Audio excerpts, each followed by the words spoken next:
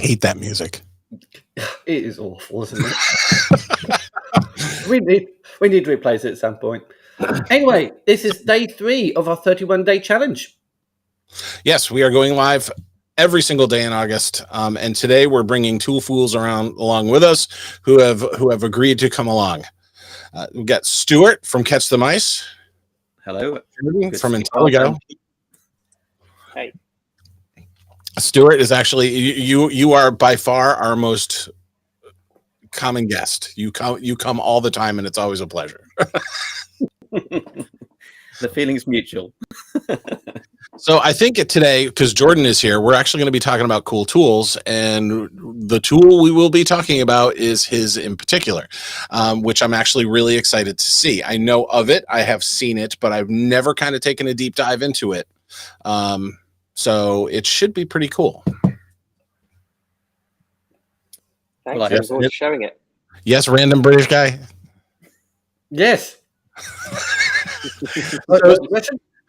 So we'll go first with Stuart. Stuart, why don't you a real quick introduction for everybody so everybody kind of knows who you are, and then we'll pop over to you, Jordan, so you can let people know who you are.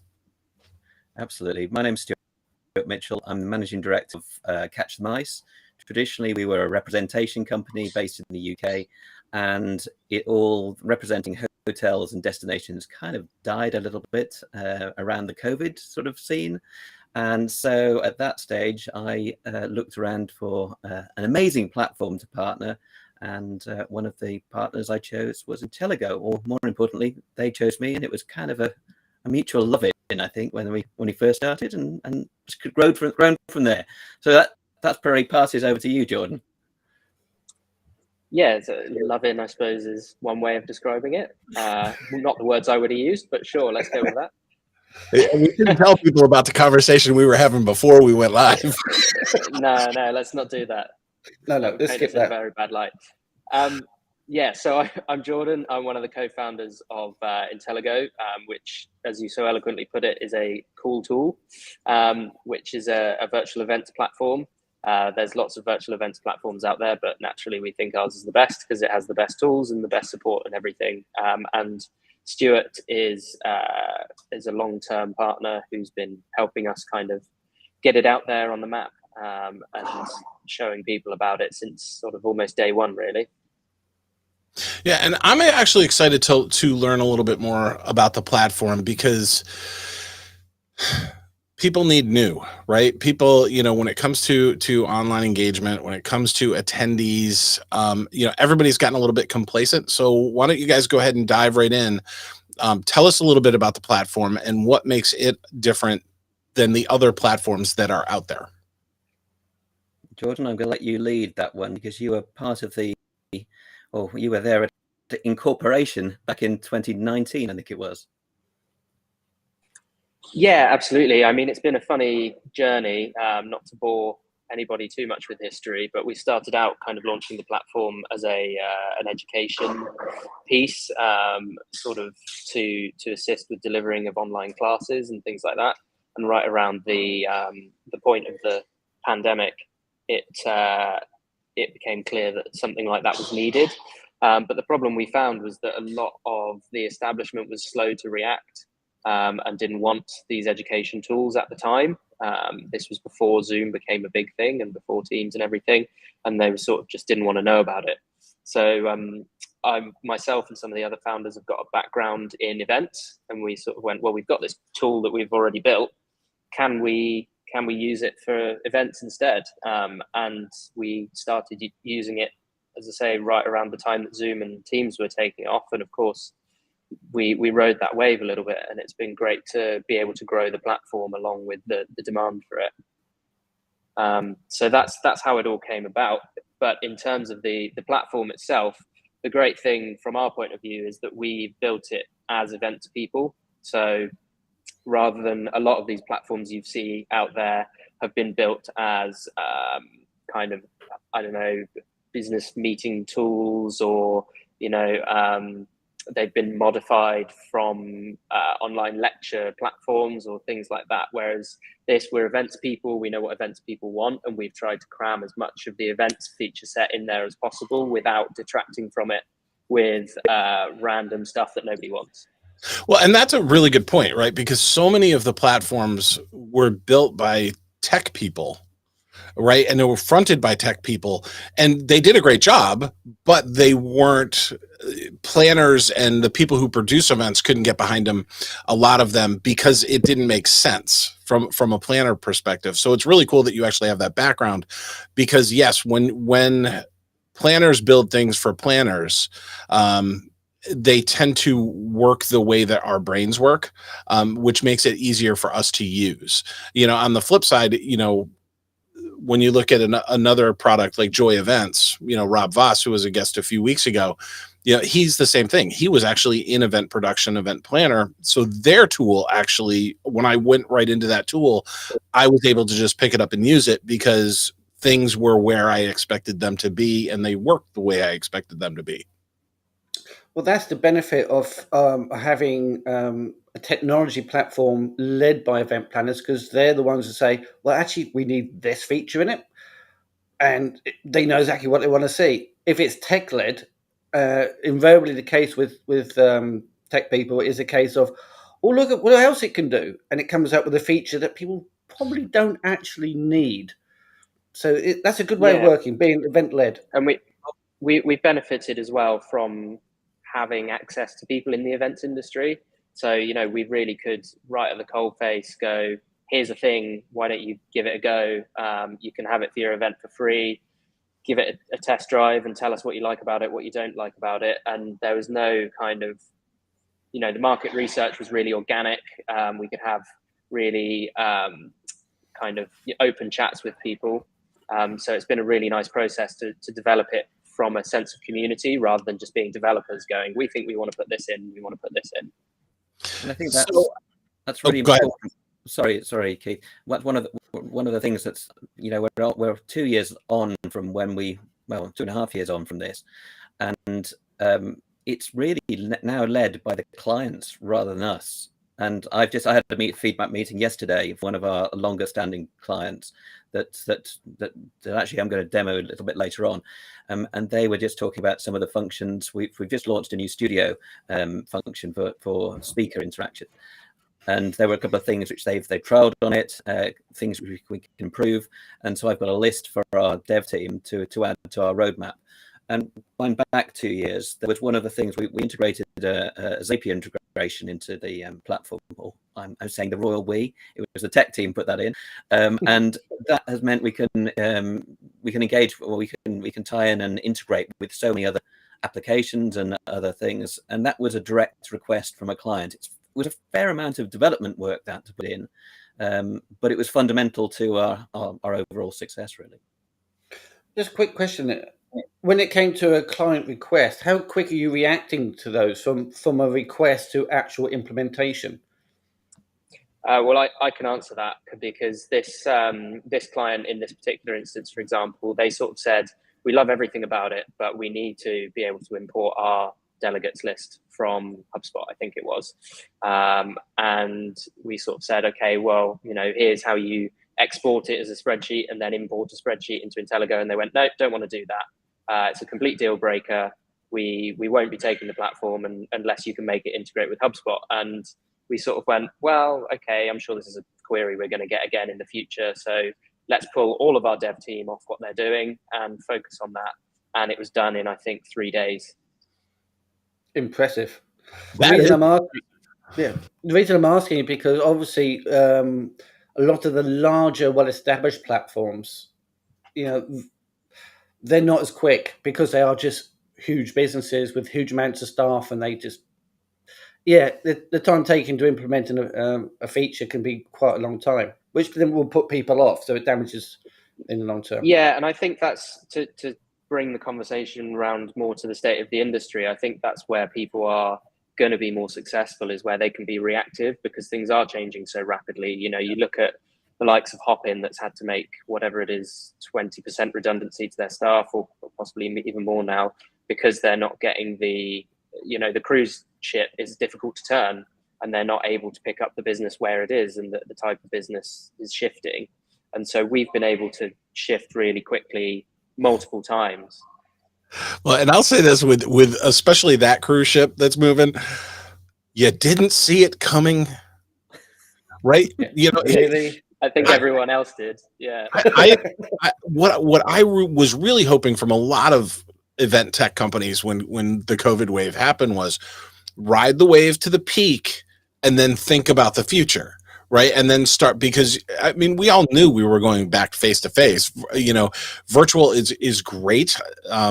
We can talk about that it isn't going anywhere, but the face to face is really back, right? And they didn't see that coming. I mean, those are like the people in the horror movie that go into the basement, right?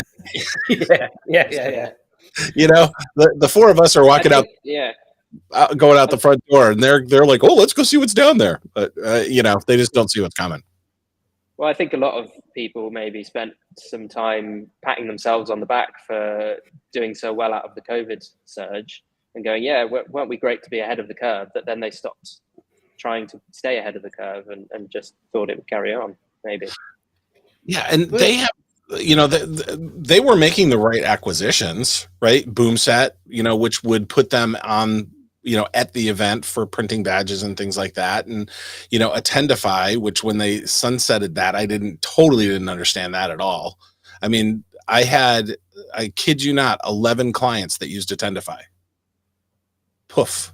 We're all moving to something else. So I don't understand their thinking. But wait, that now we're going down a rabbit hole. Let's not do that. So that's actually a really good question for you then, Jordan. How are you guys looking to the future? You know, as the world comes back, you know, I had a really long talk with, you know, a couple guys from Encore, you know, and virtual isn't going anywhere. You know, that is going to stay now, but hybrid is a thing that every event is hybrid now. So what are some of the things you guys are doing to capitalize on the fact that it is going to be a mixed use world? Yeah, that's something that we've grappled with a lot, and I think we've had to be really selective about how far we go down the rabbit hole of trying to make a virtual events platform work in the real world. You know, we've got some really good interaction features.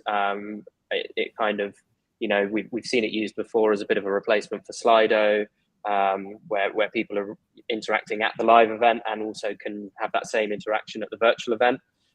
So we do have some of those features already implemented, and we were doing that, you know, even while everything was still virtual, really.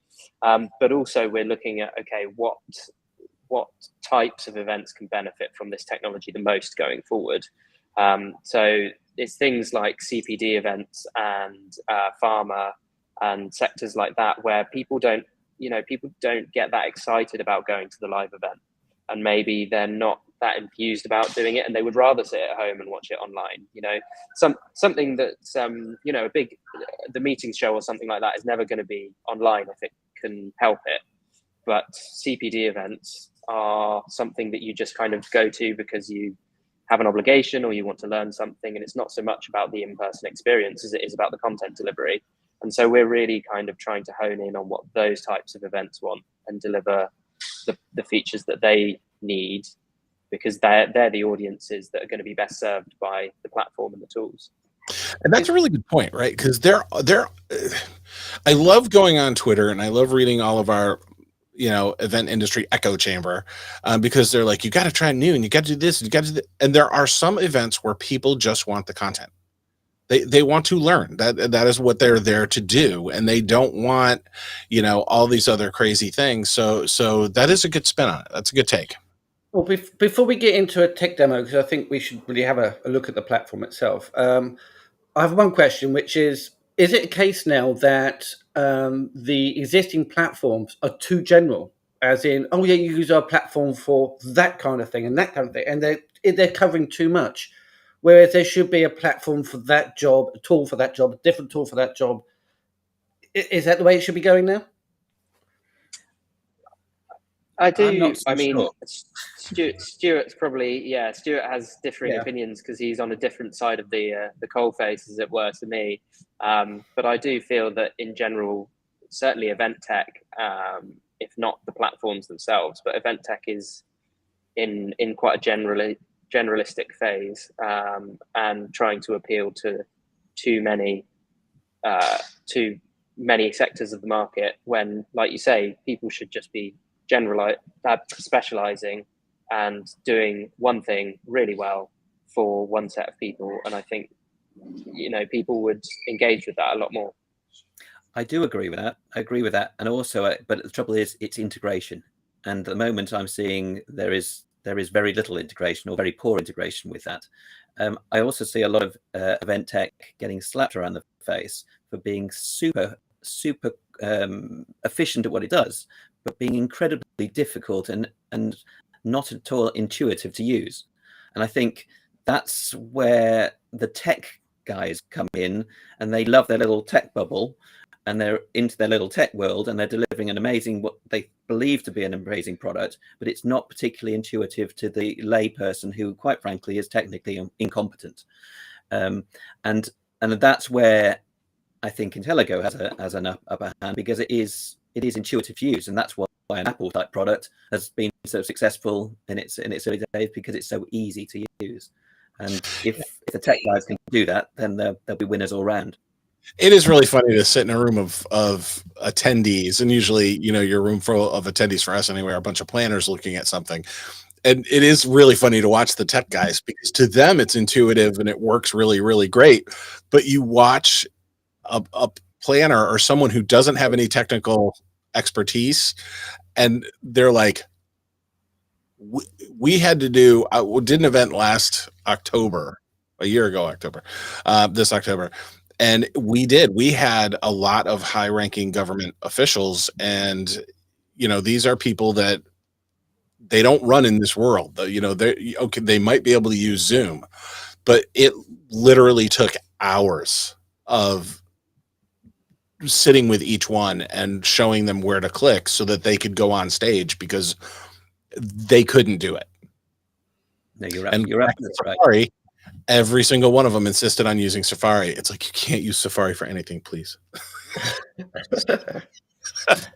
Just to round this off there, is it a case then we could say that there are far too many tech companies feeling that they need to be bigger, and then bigger and bigger, and buying up other companies and getting bigger? What's wrong with having a specialized tool that is developed by a small company who stays small? As long as they provide the work and they can pay their bills and they can develop the tools that helps people, do you need to keep spending money and keep getting bigger? And it just seems a never-ending circle. Not mentioning hopping, of course.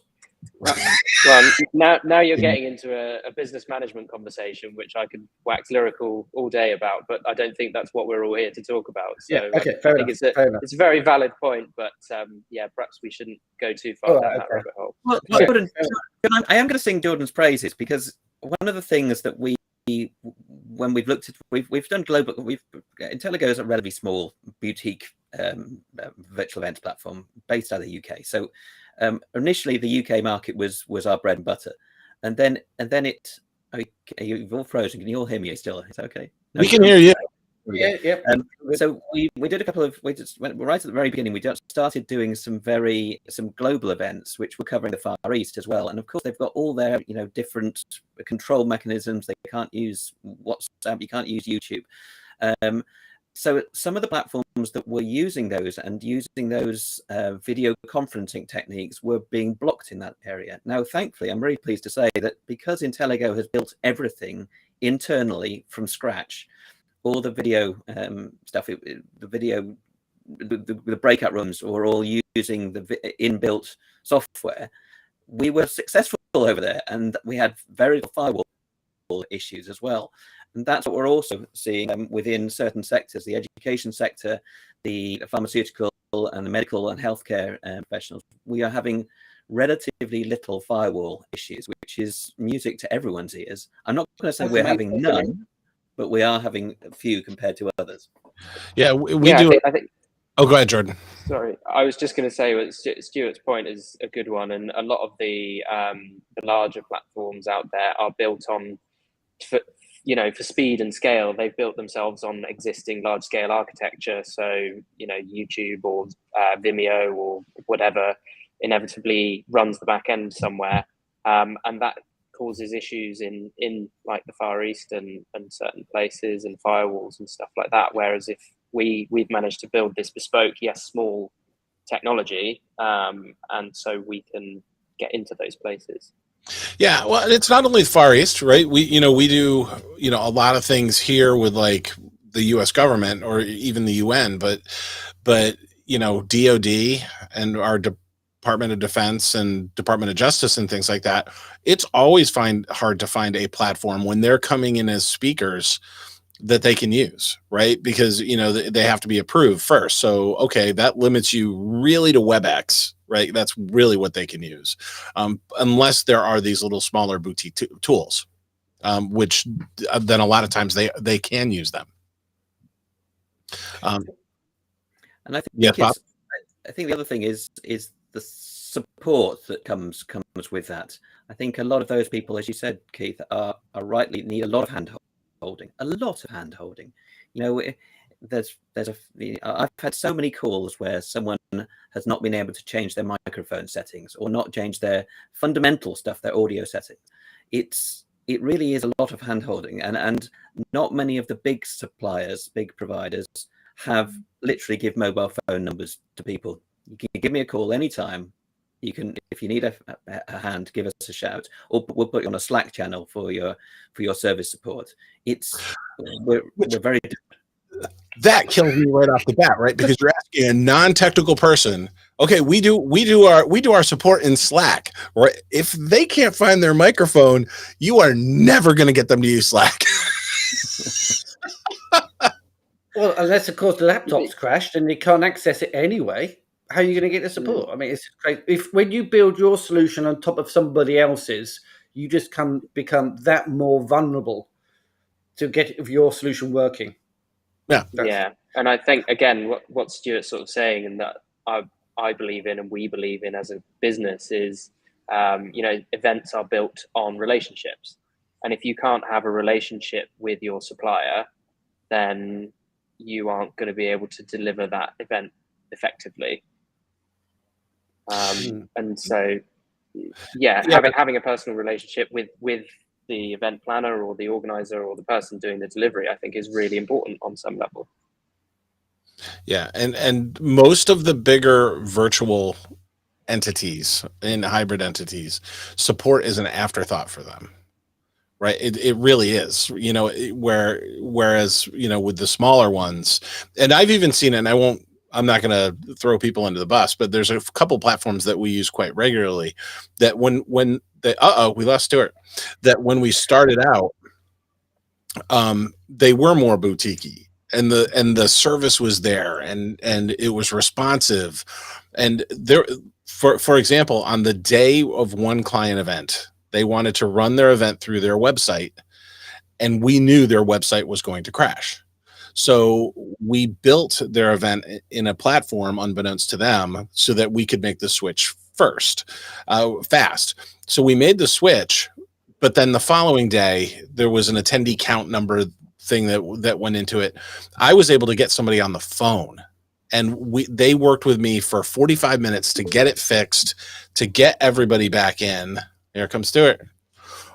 But that same company today, you can't get that type of service because they grew too big, they grew too fast, and their service scale. Stuart, where are you? Come on, Stuart. You're about to do a tech demo. Where is he? I don't know. All right. In that case, we're filling. So let's bring up. So, Keith, let's bring up the front page of Intelligo website. So we've got something to talk actually, about. Jordan, you are more than welcome to throw it up. That way, people can actually see the platform rather than your website. Well, let me just see if I can quickly pull together what Stuart was going to do. We'll show Stuart that we don't really need him around here. Exactly. He's booked himself in for the next week and the week after. We're going to see him at least twice before the end of this 31 days. There he is. Oh, he's turned up again.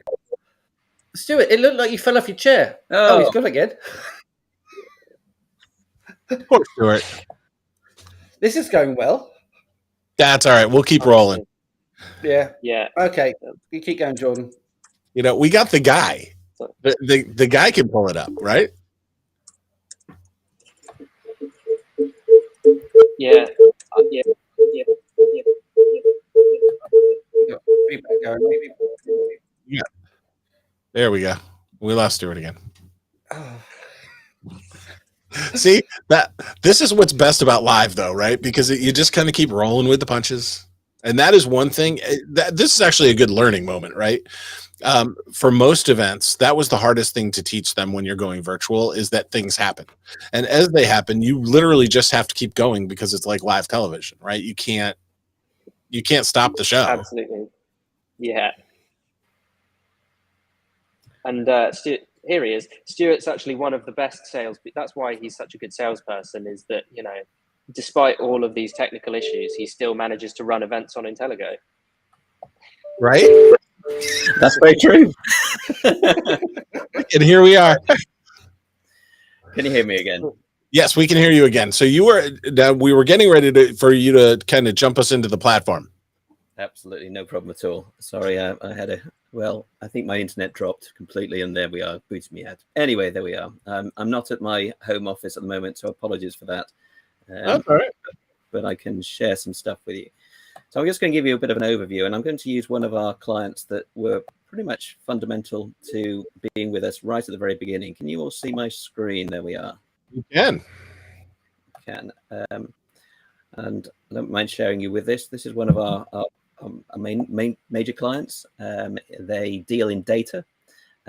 This was one of their bigger events. They have a number of these a year, and so I can just talk you through pretty much the basic platform. So when you land on the event, you land on a welcome page, which looks something like that. It's I think most of the platforms are template platforms, and Intelligo is no different. You can change, you can brand it, you can have it in dark mode, light mode. Everyone likes a dark mode. So you've got lots of options here. Once you join the event, you join in. You've got all of your sponsors available, but you join your event, and on this particular event, it's got a rather annoying video that starts, but it doesn't necessarily need to start. But you almost join the lobby of the hotel. So you're in the lobby of the hotel. It tells you what's on, and you've got all of your event data here. And then you've got a little chat function on the right-hand side, and then you've got all your navigation on the left-hand side. Now, with Intelligo, all of the left-hand side here can be custom built, or you can use a templated kind of sections.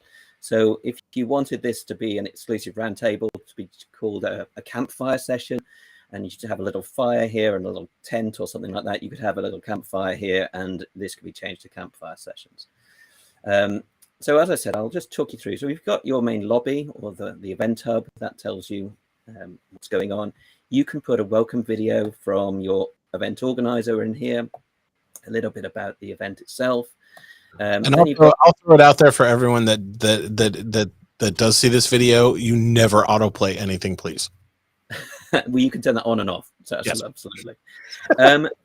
You've then got lots of different partners. Now, Corinium were one of our very, very first clients, one of our early clients.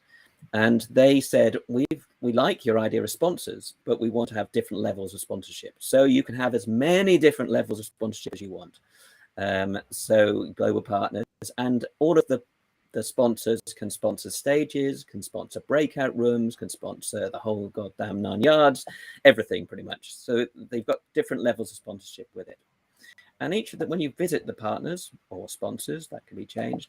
You can dig deeper into each of these particular clients or these particular sponsors, learn a little bit more about them, go to their profiles and see what they've got there. And this one probably has got real business runs on data. Video. IT departments are. So you've got embedded videos that you can look at. You can download PDFs as you would do normally. So you've got as much collateral that you want to put within your sponsor booth, as it were.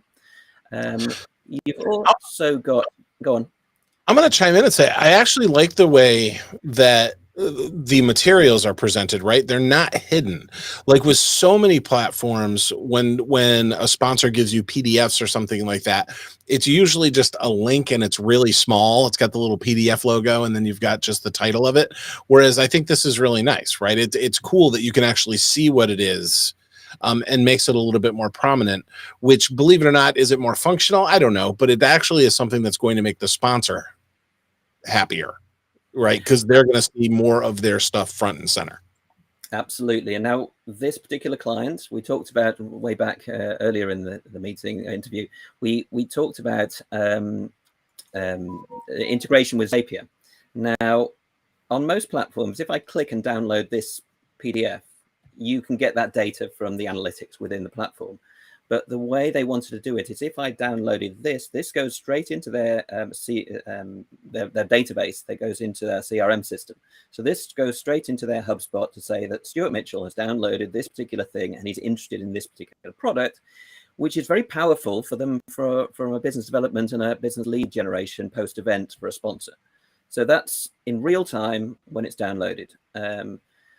If I am a delegate, for example, and I know Amy, I can direct message Amy. But if I didn't know Amy, I could actually, I could contact any of them and just say, I'll direct message anyone from this particular sponsor. And all of those representatives here get a message from me as a delegate to say, I'm interested in your product. Let's have a meeting afterwards. So that's quite a useful little thing, which is useful. So you can have representatives of your sponsors. I think the other thing which differentiates us is any of the lovely logos here are all dynamic. So if I click on any of these, it takes me through to a sponsor, that particular sponsor. And the same would be if they're on a stage as well. Any logo you see is dynamic, and it can take you through to the sponsors to optimize your partner return on investment, basically. Now, the only thing I would probably have a look at is because we're not a platform that's open all year. We only open the platform for the event. But you can open it a week beforehand, a couple of days before the event. I would also probably want to look at who else is going to the event. So I might go and see if there's a Jordan there. Is Jordan going? I don't know if there are any Jordans. No, there isn't a Jordan. Sorry. I'm not going to that one. No. Okay. So let's say there's a Helen there. So there's a load of Helens there. I can see, it's Helen there. I can meet her and we can have a chat later. Or alternatively, if I've got any directors there, any salespeople, I want to go and have a look. Sales director, maybe head of sales. Oh, there are no salespeople going to this one. See, that's good. That's great, though. We don't need salespeople.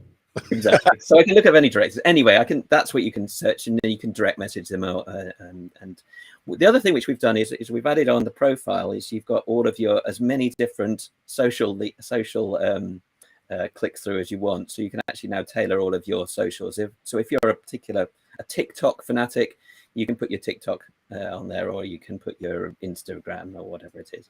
I love the way that it's actually and I like the way that it's laid out in a simple manner, right? It's not a simple product, but it's laid out in an easy to, like, for you to get to connect with somebody only took a couple of clicks, right? When you went to the sponsors, because those logos are underneath, right? You can jump to a lot of things very quickly, which is one of the drawbacks to a lot of platforms, right? You've got to hunt for stuff and nobody wants to hunt. That's the difference between being event-led or tech-led. With tech-led, they're going to think, you probably want to see this. So make all this information. And because they've got a lot of information, it's all crammed into a small space. It's difficult to read. If it's event-led, they know what you want to see. So it can be simplified, which is great. The other thing to actually just think about is we're watching this I'm using this on a PC. Now, if you were at an event, these little tabs here, imagine you're looking at this on a mobile phone. You don't necessarily want the chat functionality, and you don't necessarily need the navigation. You want to see the content that is being shown here. So you swipe out to bring out your kind of menu, and you swipe left to bring out your chat, and then you can type in your chat. So that's like it would be on a mobile phone, as it were. Yeah, that's cool. I dig that. And it's all URL based, so there's no app as well. I've had a lot of clients speak to us about, we must have an app. We must have an app. Actually, you don't need a map. No, it's URL based, and it's on any modern browser, including Safari if you want it. I was just about to say, where does an app actually get its data from anyway? So you might as well have a web page. Yeah. Well, and we've got a client coming up in later October where we've pushed the app over the side of the mountain, right? because websites and virtual stuff now, the good ones anyway, are more mobile responsive and work very well on a mobile phone. You know, it's one less step for everybody. Absolutely, one less firewall to worry about. Yeah, you're less. That's a stage in the process for people to disengage, isn't it? If they go to, you know, say this is a hybrid event and there's a thing that says download our app, I'm maybe 10% less likely to bother if it's to download an app rather than go on a URL. Well, people already have privacy issues with apps on smartphones, so so people are going to be hesitant anyway. But what good is an app anyway if you don't have an internet connection? If you've got an internet connection, you might as well use your browser. So, yeah. Totally agree. I guess the other thing which I would probably do as a delegate, I'd look at the agenda. I guess I'd look at the agenda. I'd look at I love how clean this is. Now, this particular agenda, now bearing in mind I'm an admin, I can see everything that's on. This was a complicated event. It was delivered on 4 different stages across 4 different time zones concurrently. So we started in Australia, Asia Pacific at 9 a.m.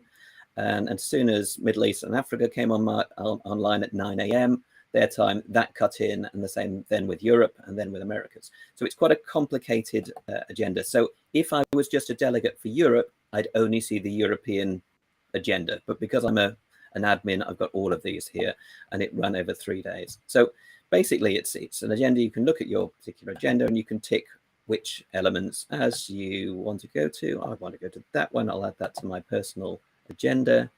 It should say added, and then I want to go to that fireside chat because Di is amazing, etc., etc. So go on and go on, and then you can download that to your own personal calendar feed. So that's quite a cool little thing if you've got a long event that you just want to hop in and jump into some various different events or sessions you want to look at. Love the fact that if we were live, sorry, go on. I love the fact that the session partner is actually front and center, right? That's another little pop for the sponsors, because in reality, we all know that nobody goes to the virtual booths, right? No one, not really. So in a virtual event, it's all about the logo placement. It's all about where they're getting eyeballs on their brand. So doing things like that, helps justify the sponsorship for the virtual side of things. Absolutely. Now, if we were, let's say it was Wednesday, the 21st of July, and it was 1:30, this would have a little pop-up going live now. It will have live, and you'd click on that, it would take you to that particular session. So that's just helps with navigation, I think. If you're not particularly au fait with going and clicking on the watch now and going to the specific stages. And you know what? He's got so many other bells and whistles I can show you. I can show you back of house, and I can show you all the analytics. But that's a fundamental navigation of it. Your stages, your breakout rooms, your agenda, the people you want to, who are your fellow delegates and speakers, your sponsors. Now this one's got an extra page here, which is important to this particular client. It was their state of the industry reports, and they wanted to get the trends and download and that sort of thing. So they added an extra page. Is that a custom feature, that Content Hub, or is that something that anybody can put in here? Anyone can do anything on Intelligo. It's not something which people, we don't have certain levels of accessibility. If you buy Intelligo for the day or for the event, you can add as many custom fields as you want. Well, because that's a really neat thing. Like, they have their Content Hub, and I'm not sure what's in there, but we have one client that, yes, we always put handouts and things like that in the session, but the one thing they always want, and we always have to make it a custom page on a different website and then use an iframe to put it in. They want all of the materials on one page so that people can just sit there and click download everything they want quickly. So this is actually something that's front and center. It's easy to do. Right off the bat, that's something that's a little bit better than what everybody else is doing. And I love the light, by the way. Let me show you this one. This is another event which we recently did with another education event. They had the main stage. So this is their welcome. This one thankfully doesn't have an annoying little video on it, which pops up. But they've got much the same sort of thing. They've changed their little people logo here. They've also added some extra custom features here on the menu. So they wanted to have a competition zone to make this a bit more fun. So this was a very serious meeting about a conference for them, but they also wanted to have a bit of downtime, a bit of lightheartedness, and they added a virtual photo booth into it. So this is just an iframe. This is finished now, but basically this is an iframe which you can embed various different things in. We've got a partnership with a virtual photo booth company, and you literally, if you're here, your camera would be on, and you can click, and then there's a collage of all those images which come up in a secondary, and this is where it would be ordinarily, which came up like a memory mosaic with all these little images, which was pretty cool. So that was a bit different. Their competition zone was again the same sort of thing. It's got extra little iframes in, but this was all sorts of different things which you could click on, which were almost like secondary sponsors. They wanted to get their data, to be honest. So if you clicked on this Fortnum & Mason hamper, you had to put your email address in. But there was a hamper to be won, let's be honest. And that's quite nice. There was a bit of merch or a bit of swag that the delegates could get their hands on, which was another nice little feature. I like the way they use this platform, the way they use platforms. I think what they've done is they've done some pretty neat stuff, right? That's a little bit different than the norm, right? This is a little bit different than the norm. The competition zone, again, it's getting people to enter their data, which is what you want, which is what sponsors want, and things like that. Yeah. Very well done. I like it's nice and clean. It is. They also not overly complicated. A really cool little thing here, which was this is their own thing on their own website. This is their own. Give credit to one of your colleagues. So basically, they've got that inbuilt in their own website, and yet they wanted to also give credit and a pat on the back to, the school business leader of the year or whatever it was. And so that was something which they'd embedded and put as a custom feature here. Give kudos to a colleague, and I think again that it's just changing the norm of a boring conference. And I think this was a really clever. I mean, they've got so many different things. They've got resources area, but they've had loads of custom pages. So I love it. It's again nice and clean and simple, and it gets the job done. What is your pricing model? The pricing model is we don't charge an annual license. So what was one of the reasons I wanted to join and collaborate with the Intelligo team. Because way back when all of my colleagues were hemorrhaging money left, right, and center, laying off all their staff, mothballing their business, they had no idea what on earth the pandemic was how long it was going to go on for. The likes of the big boys were charging 60, 70, 80,000 pounds for an annual license. They were right at the beginning, back in 2020. They were silly money. And the only people that bought into that were the agents that had already had their foot in the digital world beforehand. They delivered the bigger agencies that had a digital footprint. The small micro agencies couldn't afford it. So one of the reasons I'm so impressed with Intelligo is that they didn't charge an annual fee because no one really knew what they were going into at that stage. And we've kept with that model where there's no annual license fee. There's no monthly subscription. You don't even pay for all your registrations because many of the platforms charge you for all those 1,000 registrations and only 200 people turn up. We literally only charge for those people that turn up to the event on the day, and you pay for what you use. It's as simple as that. No, that is, and I never understood. But again, this is where planners didn't develop the pricing model. The tech people did, or the marketing people did, or right when they came up with those annual licenses. Half my clients only have one event per year. Why in the hell do they want an annual license? Right? They just want to use the tool on the days they're using it. And I do like the fact that you can open it up a week before, a few days before, and then it stays probably open a few days after. But you know, it's not something that needs to live on in perpetuity, right? It doesn't need to go forever, right? Again, when the event's over, it ends. I'm sure that they have the ability to download the videos after it's over. If they want to put those on their YouTube channel, Vimeo, or embed them on their website, great. But this does not need to continue to live on forever. It's just, it doesn't. And that was Jordan and the team's plan from day one. That's That being said, there are some clients that have wanted view on demand, and they wanted for this platform to be open a week before the event, for the 2 days of the event, and maybe for a month, maybe even 3 months after the event, with all the view on demand listed. And we've just added that as a feature. And the reason we've added that is if you've got sessions which are, you may get some CPD points for watching them. Most platforms, if you click on a session, it will give you the analytics that you've clicked on it. So in essence, you've viewed it. That's bunkum. You might click on it for 5 seconds and that's it. So what the dev team have done is they have literally opened it up and they measure how long you are watching it on a day-by-day basis. So if you go into that session for 5 seconds for 10 days, you can add up cumulatively how long you've watched that 1 hour session. And then from a due diligence point of view, your organizer can say, actually, yes, they've watched it. And we assume they've watched the whole lot rather than the first 5-10 seconds.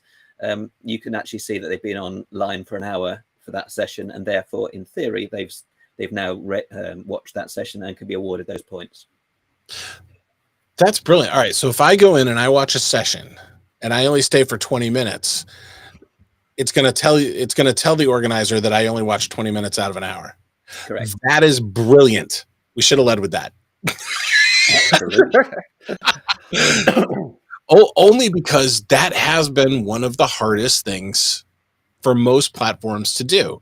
And, you know, to your point, Stuart, they can tell you that somebody clicked on it and that they went to the page, you know, and, you know, or they can tell you that they clicked on the link that opened the other Zoom window, right? But nobody can tell you, for the most part, some can, of course, but they don't tell you how long somebody was actually on the page, which when it comes to CE is very important.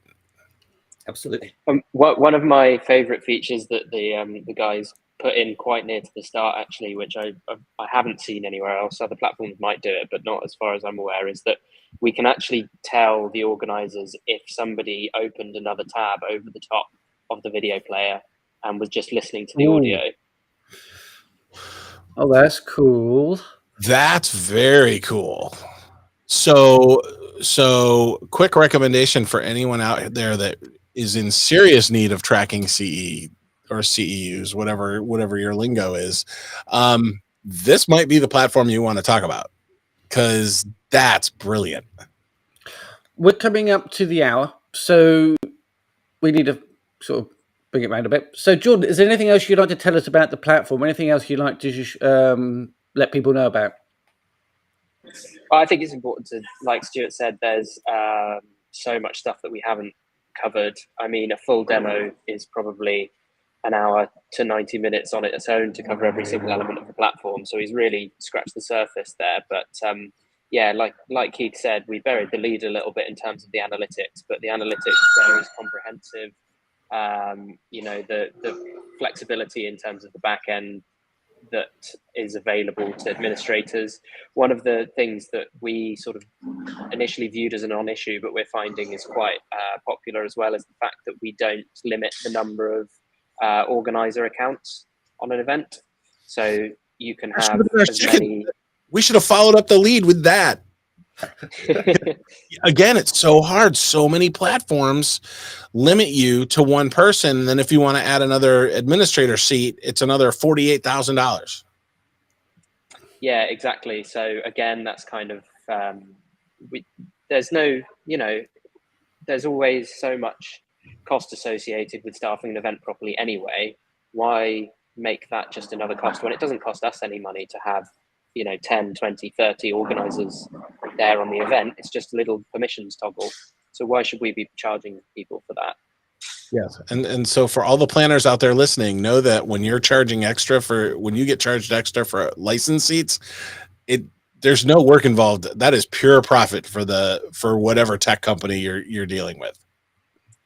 Absolutely. That's it, exactly, and that's we charge when it matters. The cost involved is in the delivery of the content, the video content, and the storage of the data and stuff like that. So we charge per user on the platform, but we don't charge for registrations that don't watch the content, because it doesn't cost us any money from people that don't watch the content, and we don't charge for administrator seats because it's no extra cost to us. So why should we? Yeah. One thing which where we were seeing massive costs, and that was when you've got your stage and you've got to stream onto it. So therefore, you've got to use an AV company to stream onto it. So an AV company to do your vMix element. Yep. And that was where I was seeing a lot of smaller organizers really struggling, because there was the cost of the platform, there was the cost of the AV company. And so what Hopin did was they bought StreamYard and did that sort of collaboration. The guys at Intelligo have built their own StreamYard. It's all inbuilt. It provides lower thirds, backgrounds, overlays, what's coming up next, a back of house studio, a green room. It's phenomenal, and that's all included within the cost. So, and quick question: in the green room, can the speakers in the green room talk to each other, or are they just sitting in the green room? Verbally they can't, but there's a separate chat for them, because anything verbal is being broadcast from. It's going to go live. Yeah, nope, totally fine. Because I haven't really found anybody who can do everybody talking in the green room and then push to stage. So you are going to truly be my heroes, but okay. That will come. So obviously we'll put it in the show notes. So Jordan, where can we find Intelligo, when we can find you? Yeah, I mean, just go to our URL. There's contact details on there, or you can email Stuart. And Stuart's at Intelligo.events. And I'm sure he'd be more than happy to chat about any requirements that people might have. Look, we've got it. It's scrolling on the bottom of the screens. Keith, I know, right? It all arranged already. Look at that. It's brilliant. Yeah, I'm so clever. You are. Thank you, Brandy Boy. Well done. Okay. So there's no point saying where can we find Stuart, because it's all been explained and shown on screen. So that's fine. That's cool. Fantastic. Gentlemen, thank you very much. It was really cool. It is nice and refreshing to look at a virtual or hybrid platform, because it would work fine for a hybrid, actually. It is nice to see people that are still innovating and doing cool things, because, again, those two segments of the industry are never going to go away now. They're here to stay forever.